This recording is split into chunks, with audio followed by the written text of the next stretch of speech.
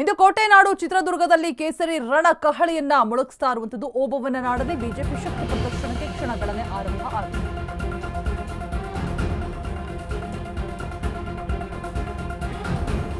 ಬಿಜೆಪಿಯ ರಾಜ್ಯ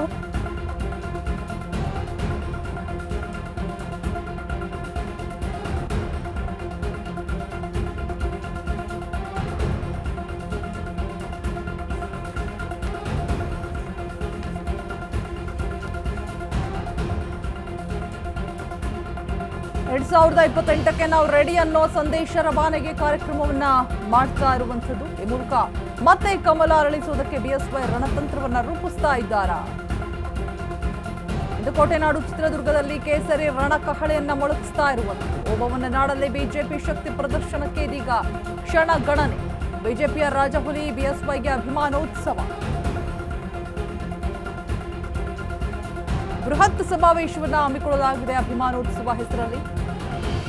ವಿಜಯೇಂದ್ರ ಹಾಗೆ ಪಕ್ಷಕ್ಕೆ ದೊಡ್ಡ ಮೈಲಿಗಲ್ಲು ಅಭಿಮಾನೋತ್ಸವ ಆದ್ರೂ ಕೈಗೆ ಟಕ್ಕರ್ ಕೊಡುವಂತಹ ಪ್ಲಾನ್ ಅನ್ನ ಮಾಡಿರುವಂಥದ್ದು. 2028ಕ್ಕೆ ನಾವು ರೆಡಿ ಅನ್ನುವಂತಹ ಸಂದೇಶ ರವಾನೆಗೆ ಕಾರ್ಯಕ್ರಮವನ್ನ ಹಮ್ಮಿಕೊಂಡಿರುವಂಥದ್ದು. ಕಮಲವನ್ನ ಅರಳಿಸೋದಕ್ಕೆ ಈಗಿಂದಲೇ ಸಜ್ಜಾಗ್ತಾ ಇದೆ ಕೇಸರಿ ಪಡೆ.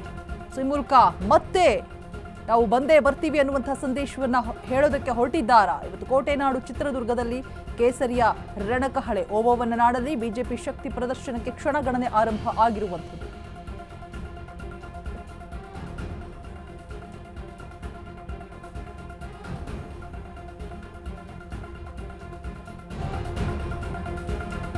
ಕಮಲಕೋಟೆ ಕಟ್ಟಿದಂತಹ ನಾಯಕನಿಗೆ ಕೋಟೆನಾಡಲ್ಲಿ ಸನ್ಮಾನ. ಅಭಿಮಾನೋತ್ಸವ ಹೆಸರಲ್ಲಿ ಮಧ್ಯ ಕರ್ನಾಟಕದಲ್ಲಿ ಬೃಹತ್ ಸಮಾವೇಶ ನಡೆಸಲಾಗ್ತಾ ಇದೆ. ಸನ್ಮಾನ ಕಾರ್ಯಕ್ರಮಕ್ಕೆ ಬಿಜೆಪಿ ಘಟಾನುಘಟಿಗಳು ಸಾಥ್ ಕೊಡ್ತಾ ಇದ್ದಾರೆ. ಕೇಂದ್ರ ಸಚಿವ ಅಮಿತ್ ಶಾ ಕೂಡ ಕಾರ್ಯಕ್ರಮದಲ್ಲಿ ಭಾಗಿಯಾಗಲಿದ್ದಾರೆ. ಇದು ರಾಜಕೀಯ ಪಯಣದ ಎಲ್ಲಾ ಮಜಲು ಅನಾವರಣವಾಗಿದೆ.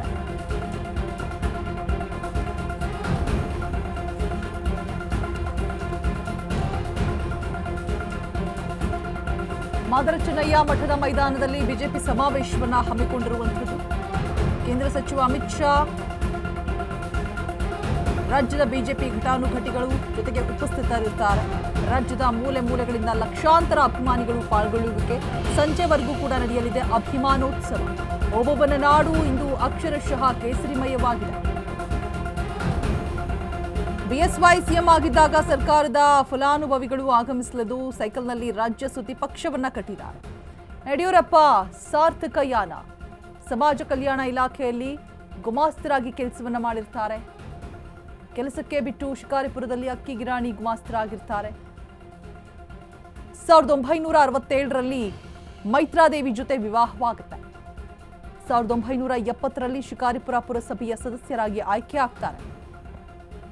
1971ರಲ್ಲಿ ಪುರಸಭೆಯ ಅಧ್ಯಕ್ಷರಾಗಿ ರಾಜಕೀಯ ಸೇವೆಯನ್ನು ಸಲ್ಲಿಸ್ತಾರೆ.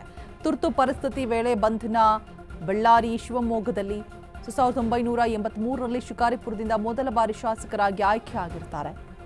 1988ರಲ್ಲಿ ಕರ್ನಾಟಕದ ಬಿಜೆಪಿ ರಾಜ್ಯಾಧ್ಯಕ್ಷರಾಗಿ ನೇಮಕವಾಗಿರ್ತಾರೆ. 1994ರ ವಿಧಾನಸಭೆಯ ಪ್ರತಿಪಕ್ಷ ನಾಯಕರಾಗಿ ಸೇವೆಯನ್ನು ಸಲ್ಲಿಸಿರ್ತಾರೆ. 1999ರಲ್ಲಿ 2ನೇ ಬಾರಿ ರಾಜ್ಯಾಧ್ಯಕ್ಷರಾಗಿ ಆಯ್ಕೆಯಾಗಿರ್ತಾರೆ.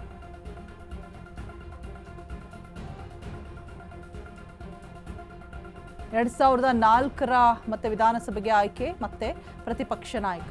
2006ರಲ್ಲಿ ಮೈತ್ರಿ ಸರ್ಕಾರದಲ್ಲಿ ಡಿಸಿಎಂ ಆಗಿ ಕೆಲಸವನ್ನ ಮಾಡ್ತಾರೆ.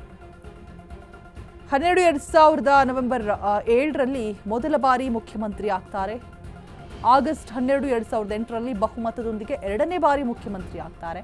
ದಕ್ಷಿಣ ಭಾರತದಲ್ಲಿ ಮೊದಲ ಬಿಜೆಪಿ ಸರ್ಕಾರವನ್ನು ತಂದಿರುವಂತಹ ಕೀರ್ತಿಯವರಿಗೆ ದಕ್ಕತ್ತೆ. 2014ರಲ್ಲಿ ಶಿವಮೊಗ್ಗದಿಂದ ಲೋಕಸಭಾ ಸದಸ್ಯರಾಗಿ ಆಯ್ಕೆ ಆಗ್ತಾರೆ. ಇನ್ನು 2018ರಲ್ಲಿ 3ನೇ ಬಾರಿ ಕರ್ನಾಟಕ ಮುಖ್ಯಮಂತ್ರಿ ಆಗ್ತಾರೆ. 2019ರಲ್ಲಿ 4ನೇ ಬಾರಿ ಸಿಎಂ ಆಗಿ ಅಧಿಕಾರವನ್ನು ಸ್ವೀಕಾರ ಮಾಡ್ತಾರೆ. ಮಂಡ್ಯದ ಕೆಆರ್ಪೇಟೆಯ ಬೂಕನಕೆರೆಯಲ್ಲಿ ಜನನ. ತಂದೆ ಸಿದ್ದಲಿಂಗಪ್ಪ, ತಾಯಿ ಪುಟ್ಟತಾಯಮ್ಮ. ಸಮಾಜ ಕಲ್ಯಾಣ ಇಲಾಖೆಯಲ್ಲಿ ಗುಮಾಸ್ತರಾಗಿ ಕೆಲಸವನ್ನ ನಿರ್ವಹಿಸಿರ್ತಾರೆ. ಯಡಿಯೂರಪ್ಪನವರ ಸಾರ್ಥಕ ಯಾನ. ಕೆಲಸಕ್ಕೆ ಬಿಟ್ಟು ಶಿಕಾರಿಪುರದಲ್ಲಿ ಅಕ್ಕಿ ಗಿರಾಣಿ ಗುಮಾಸ್ತರಾಗಿರ್ತಾರೆ. 1967ರಲ್ಲಿ ಮೈತ್ರಾದೇವಿ ಜೊತೆಗೆ ವಿವಾಹವನ್ನು ಕೂಡ ಆಗಿರ್ತಾರೆ.